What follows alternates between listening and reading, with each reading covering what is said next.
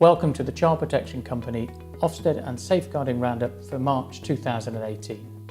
In this edition, when you get the call from Ofsted, it can sometimes feel like it's the sword of Damocles hanging over your head. We'll be looking at what you can do in terms of preparation ready for their visit. In our Ofsted in Focus section, we'll be looking at the Pupil Premium and what you can do as leadership and governors to prepare your school. Safeguarding Talk will be looking at after-school clubs and how you can fit those into your existing safeguarding policy. Finally today, we'll be busting a common myth about safeguarding on school trips.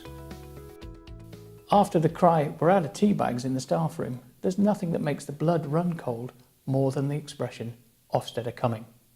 For senior leaders and teachers, that used to be a meltdown as you prepared in the few days' notice you got. These days you'll have less than 24 hours, so you need to be pre-prepared. Here's some tips. Keep an eye on the inspection schedule time. You know, depending on your last result, that the inspectors will be there in a rough cycle of around 3 years or sooner if the last inspection didn't go so well. As always, constant good practice is the best preparation technique, but be very aware and make sure the whole team are aware of when the visit is likely to happen. I know pressure on time is always a problem, but perhaps set aside some fixed additional prep time as you get close to the potential visit. Remember though that the visit timing can vary, so don't leave prep too late. They are not the enemy. Don't let it become a siege. Ofsted inspectors are there to maintain standards, not to pull you down at every opportunity. Inspectors are experienced in the education environment and understand the pressure they put you under.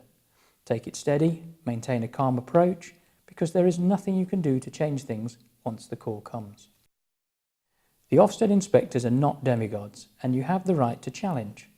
Make sure you understand what they can and can't ask for, and if you think it is too much, challenge and ask why. If needs be, you can ask for something you are not happy with to be recorded in the official notes. Someone at Ofsted does watch the watchman, and they are not free to behave as they please. Do what you need to do and don't get carried away. Ofsted only need to see a very clear list of evidence. Presenting a lot of extra evidence they don't need to see isn't going to do any good and is extra pressure on your team. Remember, everybody in the inspection is actually on the same side. However, under the pressure of the day, it can be so easy to forget that. And of course, you don't necessarily agree with the methods being employed on you. But let's all just remember who this is about. It's about the children's education and achieving a high standard for everyone.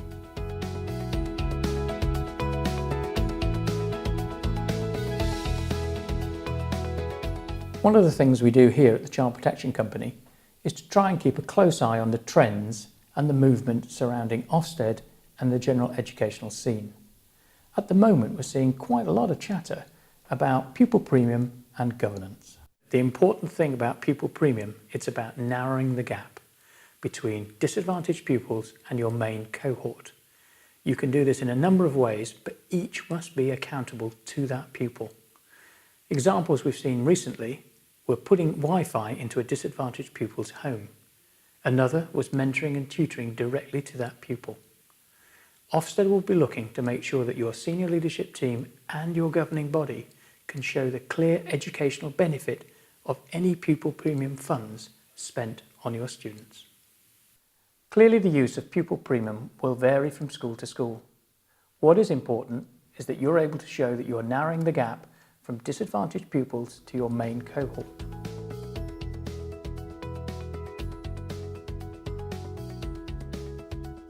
With the recent unfortunate events surrounding sports coaches and the wider entertainment industry, it's now a really good time to look at your safeguarding in small groups, both after school and on school trips.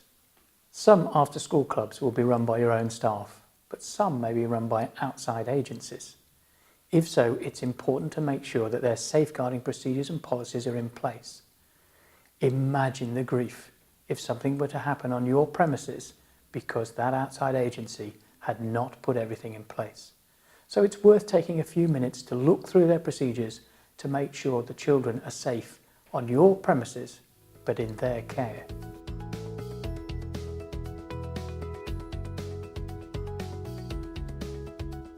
When you go on a school trip to something like a theme park, You may think that all the people within the park are DBS checked. That's not necessarily the case. So it's very important that your own safeguarding policies and procedures take into account that contingency. In a recent thread on Mumsnet, it was stipulated that 13-year-old teenage girls could be unaccompanied on a theme park and would be safe. It may be a safe environment, but it's no safer than your local cinema or shopping centre. That's it for this edition. As always, if you've got any comments, please let us know. And if you've got ideas for a future topic that we could cover, we'd love to hear from you.